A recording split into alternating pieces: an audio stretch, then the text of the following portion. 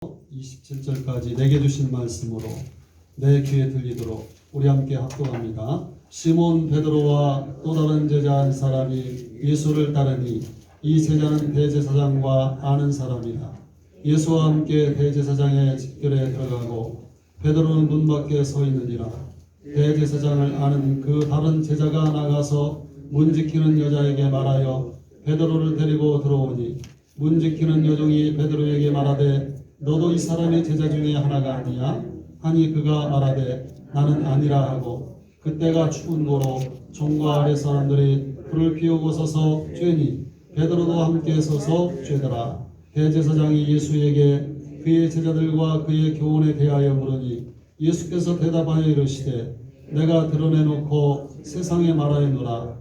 모든 유대인들이 모이는 회당과 성전에서 항상 가르쳤고 은밀하게는 아무것도 말하지 아니하였거늘 어찌하여 내게 묻느냐? 내가 무슨 말을 하였는지 들은 자들에게 물어보라. 그들이 내가 하던 말을 아느니라.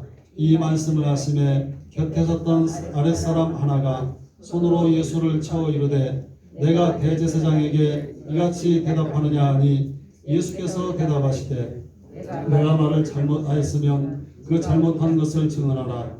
바른 말을 하였으면 내가 어찌하여 나를 치느냐 하시더라. 안나스가 예수를 결박한 그대로 대제사장 가야바에게 보내니라. 시몬 베드로가 서서 불을 쬐더니 사람들이 묻되 너도 그 제자 중에 하나가 아니냐? 베드로가 부인하여 이르되 나는 아니라 하니 대제사장의 종 하나는 베드로에게 귀를 잘린 사람의 친척이라. 이르되 내가 그 사람과 함께 동산에 있는 것을 내가 보지 아니하였느냐? 이에 베드로가 또 부인하니 곧 닭이 울더라. 따라서 합시다. 영혼의 온기를 회복하라. 이렇게 써봤습니다. 프랑스의 작가 피에르땅 바생이 쓴 작품 중에 우리의 삶의 날들이라는 제목의 단편이 있는데 그 줄거리는 다음과 같습니다. 보그라는 마을에 마음씨 착하기 그지없는 꼽추구린이 누나 소란케와 함께 살고 있었습니다. 아버지가 누구인지 알지 못한 데다가 어머니는 중증 알코올 중독자였기 때문에 누나인 소란케가 온갖 굳은 일을 마다하며 꼽추 동생 우구린을 키웠습니다. 어느 날 소란케는 뜻밖에도 도둑의 누명을 쓴 채 감옥에 들어가게 되고 그 감옥살이를 하고 나오게 됩니다. 그리고 그 뒤로 소란케는 일자리를 구할 수가 없었습니다. 자신은 맹세코 결백했지만은 사람들은 그를 아무도 믿어주지를 않았던 것입니다. 어쩔 수 없이 소란케는 자기의 몸을 팔아 꼽추 동생 우구린을 부양해야만 됐습니다. 그러던 어느 날 있습니다. 꼽추 우구린이 마을로 내려갔을 때 마침 그곳에 모여있던 무리들이 우구린을 밀러 넘어뜨리고는 쓰러진 우구린을 발로 차고 밟으면서 창녀의 더러운 동생이라고 놀려대었습니다. 그곳에 많은 사람들이 있었지만 모두 다 한결같이 똑같았습니다. 바로 그 순간 그곳을 지나가던 그 마을 신부님이 그 장면을 목격하고 무리들에게 호통치며 피투성이가 된 우구린을 구출해내었습니다. 그러나 이 일로 인해서 말할 수 없이 큰 충격을 받았던 꼽추 우구린은 강물에 뛰어들어서 자살해버렸고 그 사실을 뒤늦게 알게 된 누나 소란케는 권총으로 자기의 목숨을 끊어버리고 말았습니다. 이 소란케와 우구린 남매의 자살 소식을 접한 신부는 이들은 자살한 것이 아니라 무자비한 인간들에 의해서 살해당한 것이라며 가슴을 치며 탄식을 했습니다. 마침내 장례식 날이 되었습니다.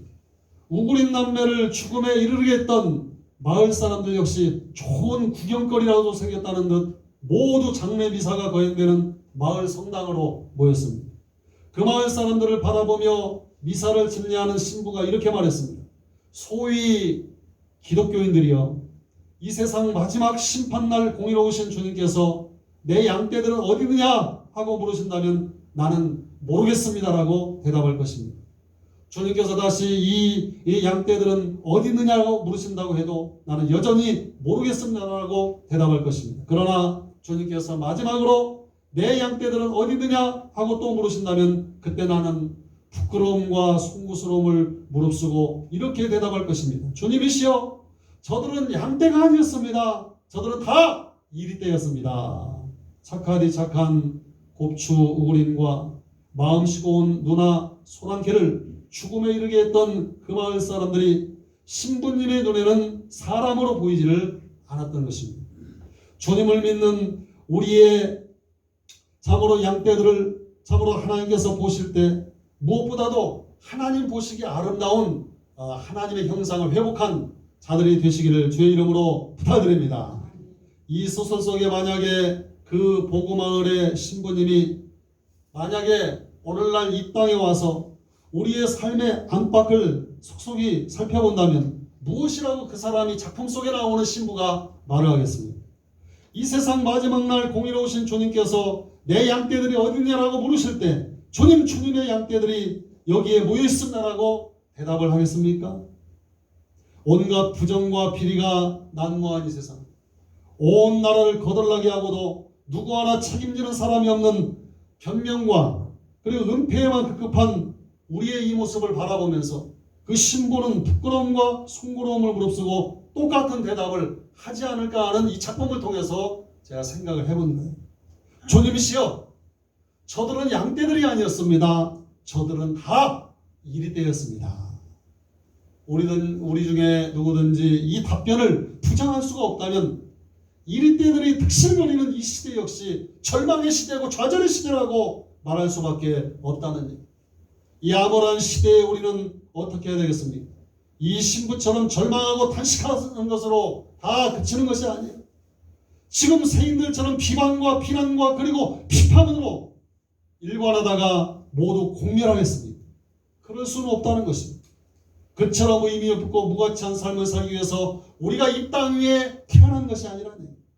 다만 이 시점에 우리가 가장 절실하게 필요한 것은 발상의 대전환인 것입니다.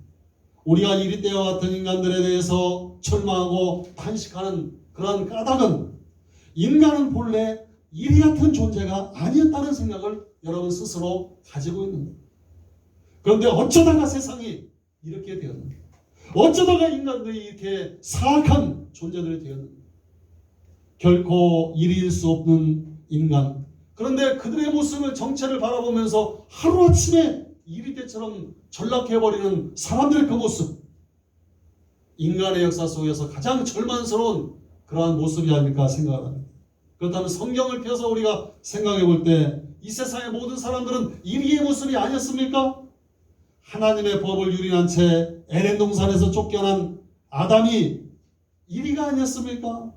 동생 아벨을 단지 시기심으로 돌로 때려 죽였던 그 형 가인 이리가 아니었습니까?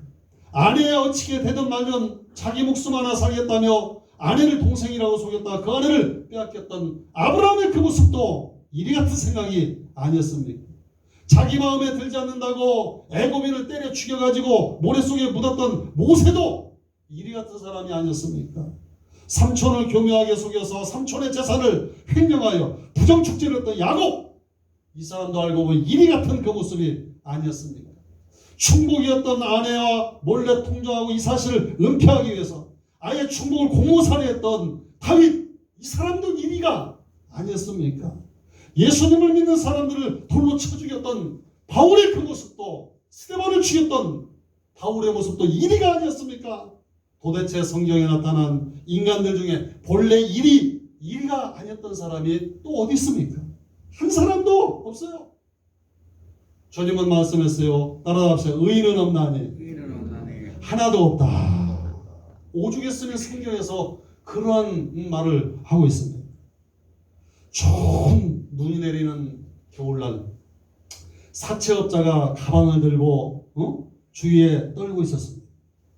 그런데 목사님은 그 옆에서 그 신방 가방을 들고 있었는데 이 사채업자가 발발 떨면서 말하기를, 목사님 가방은 잃어버려도 성경을 잃어버렸기 때문에 전도가 되지만 제가 이 돈가방을 들고 있는 이 가방에 돈이 있어가지고 이거 잃어버릴까봐 늘 걱정입니다 라고 말했어요. 물질의 풍요로움이 우리의 삶을 편리하게 만들 수 있어요.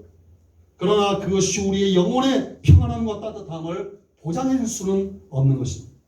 오히려 우리의 영혼을 추위와 불안에 떨게 만드는 경우가 많습니다.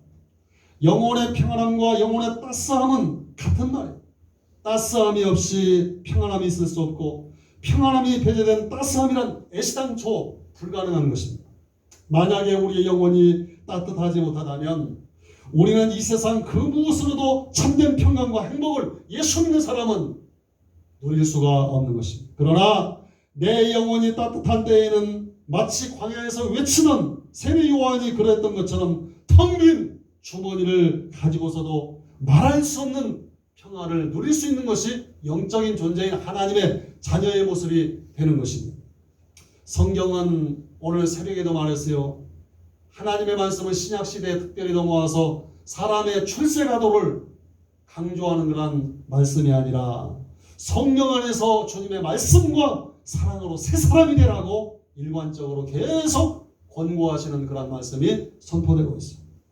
요즘 사람들이 먹으면 배가 불러야 되지 않습니까? 뭔가를 마시면 갈증이 해소되어야 되지 않습니까? 따뜻하게 껴입으면 따뜻해야 되지 않습니까? 근데 왜 아무리 먹어도 배부름이 없고, 아무리 마셔도 시원함이 없고, 아무리 껴입어도 따뜻함이 없습니다. 왜 아무리 싹쓸이 받아도 구멍 뚫린 지갑에 넣은 것처럼 만족함이 없어요?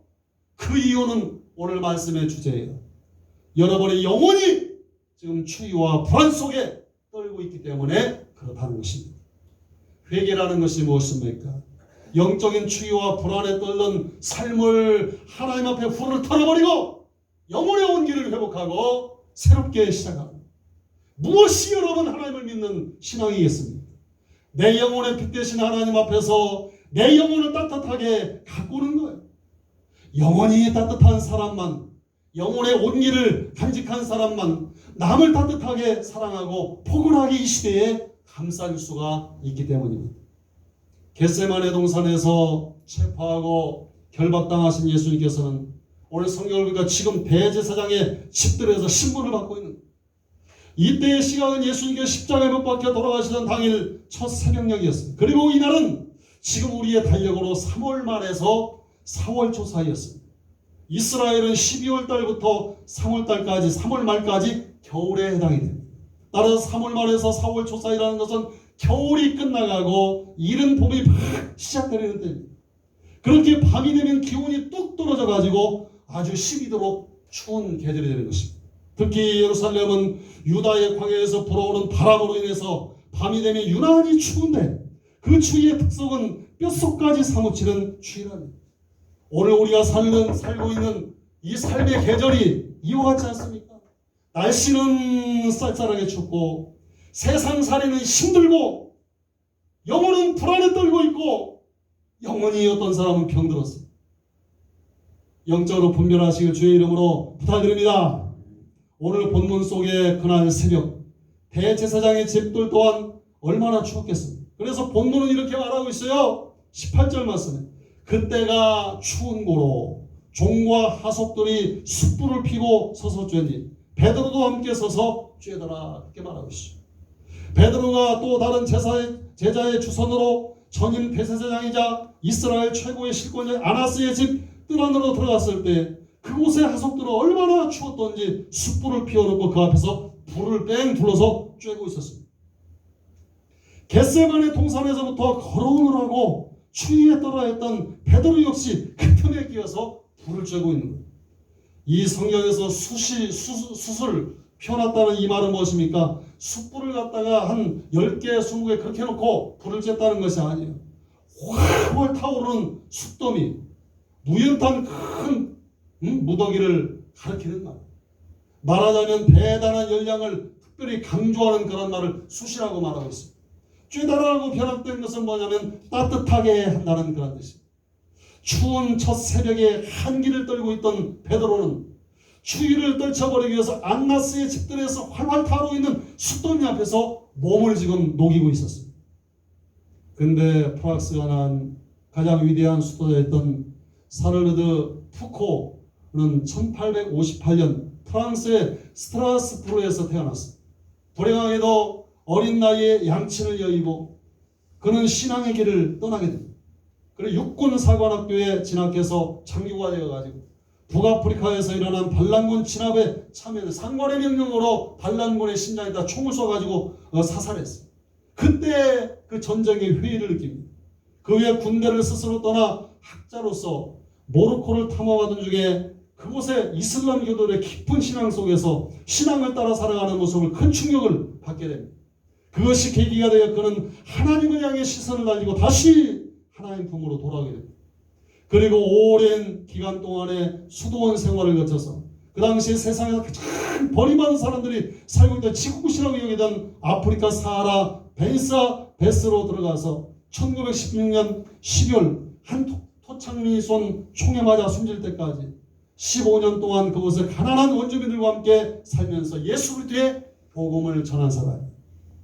어느 날 푸코는 나무를 바라보면서 깊은 깨달음을 얻습니다. 나무는 떨어지는 자신의 잎사귀나 부서져 나가는 그런 가지가 꺾여 나가는 가지에 대해서 아무런 염려를 하지 않는 것입니다. 떨어지지 못하도록 길을 쓰거나 떨어진 것을 잡으려고 전혀 안달하지도 않았습니다. 어떤 상황 속에서도 그저 의연할 뿐이었습니다. 푸코는 말합니다. 전능하신 창조주 하나님을 믿는다는 자들이 떨어져 나가는 재물이나 건강이나 생명 때문에 염려하고 절망한다는 것은 스스로를 갖다가 하찮은 나무보다 더 못한 존재로 전락하는 것이 아니겠습니까? 그래서 그는 어떤 상황 속에도 하나님을 믿는 믿음으로 근심하거나 탄식하지 않았다는 겁니다.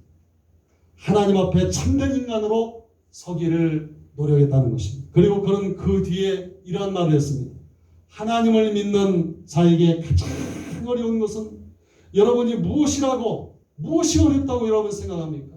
쿠포의 답변은 이렇습니다.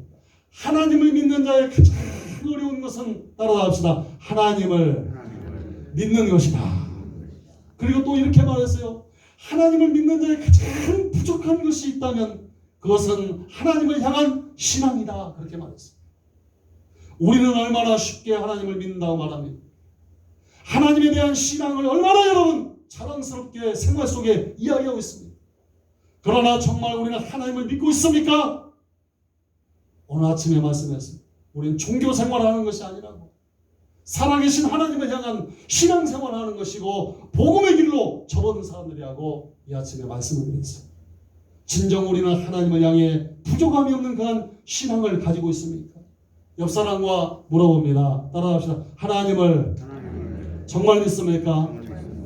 다시 한번 하나님을 정말 믿습니까? 진짜 향나무와 가짜 향나무의 차이가 어디에서 드러납니까? 도끼에 찍히는 순간 나타나는 거예요. 향나무는 찍힐수록 향기를 더욱 진동하지만 가짜는 찍을수록 도끼랑만 이빨만 빠지게 할 뿐이에요. 겉모습은 똑같아 보일 수 있지만 찍힘으로 비로소 진이가 판가름 나는 것입니다. 생화와 조화의 차이는 어디 있습니까? 진짜 꽃의 잎은 떨어지지만은 인조꽃잎은 아무리 세월이 흘러도 조화는 떨어지지 않아요. 진짜 꽃은 벌이나 나비에게 기꺼이 자신의 꿀을 빼앗겨주고 나눠주지만 이 조화의 꽃은 떨어지거나 빼앗길 것을 아예 가지고 있지도 않다는 것입니다. 요즘 조화를 얼마나 잘 만들어요. 생화인지 조화인지 구별하기 어려울 정도. 그러나 떨어짐과 빼앗김의 유무에 따라 생화와 조화의 여부가 드러나는 것입니다. 지금 성경 속의 베드로는 활활 타오르는 숯불 앞에 서 있어도 그러나 그는 따뜻함을 전혀 느끼지를 못하고 여전히 춥습니다. 그래서 가야바의 집으로 옮겨가서도 또 거기에 불 피워놓은 불 앞에 가서 또 앉아있는 거예요. 장소를 옮겨서도 불을 찾아가서 그 옆에 또 불을 쬐고 있는 거예요. 그래서 이번에는 베드로가 따뜻함을 얻었습니까? 그 뜨거운 숯불 무더기에 의해서 어떤 손발을 녹일 수는 있었지만 그의 심령은 결코 따뜻함을 장소를 옮겨서 불을 쬐도 그런 온기를 회복할 수가 없었다는 거예요.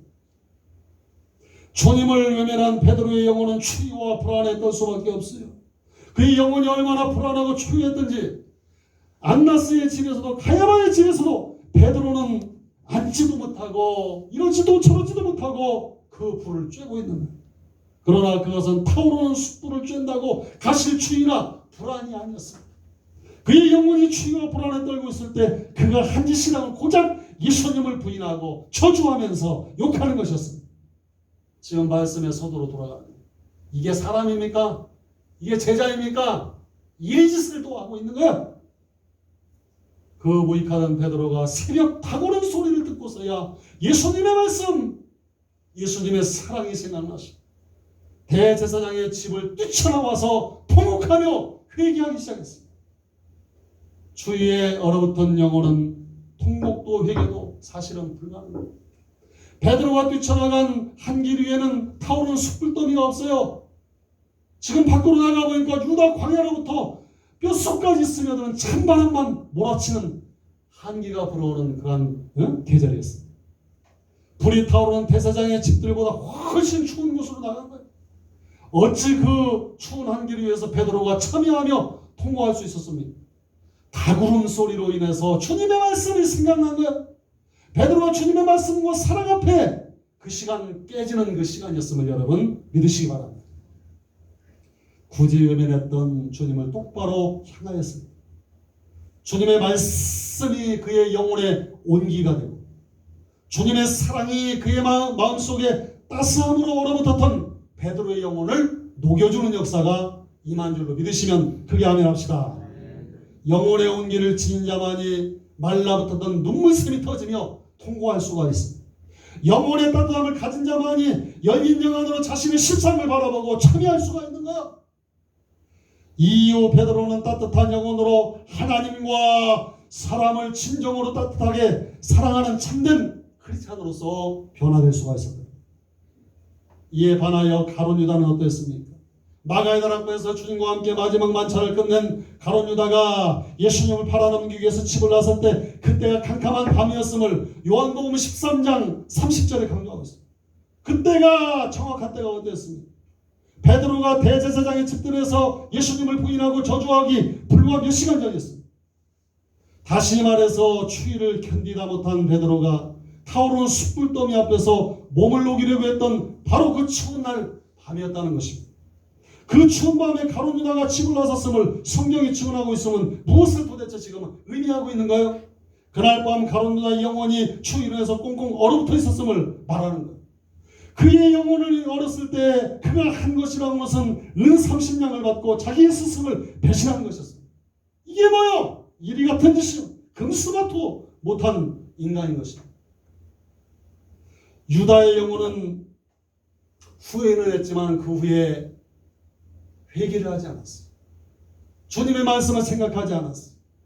그때 유다는 가룟 유다의 영혼의 온기를 회복하지 못했다는 거예요. 그 뒤에 스스로 생각해 보니까 인간 같지 않은 자신, 이걸 뭐라고 말하냐면 무통제적 자살이라고 합니다. 자신이 벌려놓은 일이 이렇게 큰 일이 돼가지고 예수님이 십자가에 못 박아 죽는 결과를 가져올 줄 처음에 몰랐다는 거예요. 이 상황이 급변하게 돌아가는 열악한 상황 속에서 자기가 그 일을 수습하지 못하고 감당하지 못하게 생겼으니까 무통제적 자살, 자신을 통제하지 못해서 결국에 자신을 용서하지 못해서 목매달아 자살하고 말았다는 것입니다. 영원히 추위 속에서 벌벌 떨고 있는 자가 자기 자신을 위해서 무엇을 행하든지 그 본질은 자학이 되는 것이고 그 결과는 자멸일 뿐임을 그것을 아는 것이 바로 지혜라는 것입니다.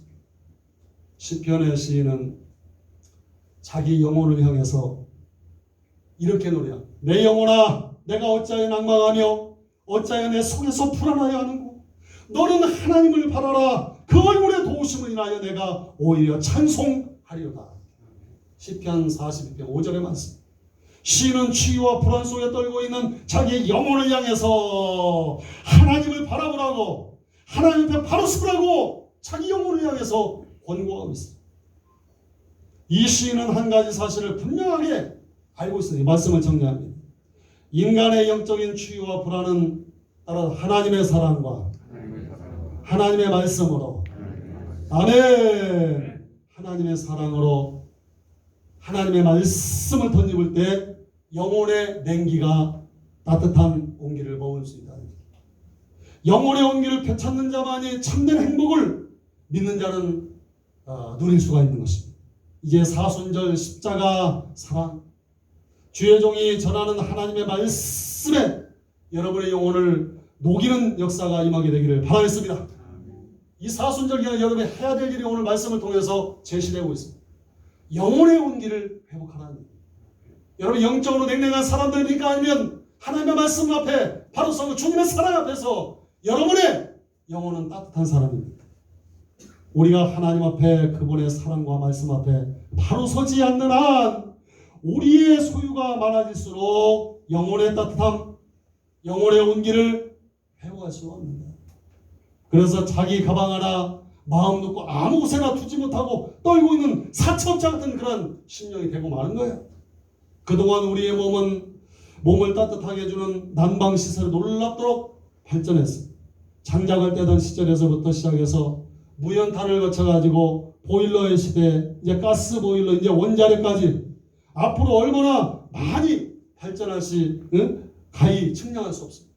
이에 비해서 우리의 영혼을 따뜻하기 위해서 인간들은 얼마나 많은 노력을 하나님 앞에 기울였는가. 특별히 우리 영주교회 성도들은 내 영혼의 따뜻함을 위해서 얼마나 하나님 앞에 몸부림치 말씀 앞에 서기로 기도하면서 주님의 천사랑 안에 살기를 힘쓰고 있었던 겁니다. 오늘 이 말씀을 들으면 마음에 찔림 있는 사람은 회개하세요. 회개하시기 바랍니다. 돌이키시기 바랍니다. 왜 이렇게 냉랭한 그런 얼어붙은 영혼의 상태 가지고는 이 세상을 변화시킬 수 없어요. 힘들고 어려운 이 시대에 우리의 믿음을 지키고 승리할 수가 없어요. 가룟유다 같은 심령이 될 것입니까? 아니면 베드로 같은 심령이 되겠습니까? 사랑하는 성도 여러분, 오늘 사수절을 맞이해서 우리의 영혼을 추위와 불안 속에 망치했던 우리의 죄를 우리 모두 회개해야 되는 줄 여러분 믿으시기 바랍니다. 이 시간 주님 앞에 바로 서서 주님의 따뜻한 말씀으로 아멘, 주님의 포근한 사랑으로 아멘, 우리 영혼을 녹이고 영혼의 온기를 되찾는 자들이 되시기를 바라겠습니다. 누가 뭐라고 해도 지금은 난세예요. 코로나로 인해서 난세가 되었어요. 정치도 난세야. 경제도 난세고 문화도 난세고 신앙생활 여러분의 다른 건 관두고 자신의 믿음도 지키지 못하고 갈팡질팡하는 권사님들, 집사님들, 성도님들 신앙도 난세야. 내일 아침 또 무슨 일이 일어날지 우리 알 수가 없어요. 그러나 이 시대가 아무리 난세를 할지라도 따뜻한 영혼의 소유자가 있는 한 소망이 다시 지펴질 줄로 여러분 믿으시면 아멘. 아멘. 이 역사를 다 망치고 허물어버리는 자는 언제나 영혼이 얼어붙은 소위 영웅들이었지만 분열과 증오 그리고 다툼으로 찢어지고 망가진 역사에 늘 사랑과 봉합의 불을 지피는 자들은 영혼이 따뜻한 사람들이었다는 것입니다. 잊지 마시기 바랍니다. 우리에게 다가오는 내일의 역사는 세상 사람들에게 달려있는 것이 아니에요. 하나님의 사랑과 하나님의 말씀 앞에 바로 서고 영혼의 온기를 따뜻하게 회복하는 우리 은혜받은 자에게 달려있음을 여러분 믿으시기 바랍니다. 여러분 우리 함께 이 사순절 기간에 십자가 앞으로 나옵시다. 그리고 주님의 사랑이 무엇인가 더욱더 우리 체험합시다. 그리고 하나님의 말씀 앞에 바로 섭시다.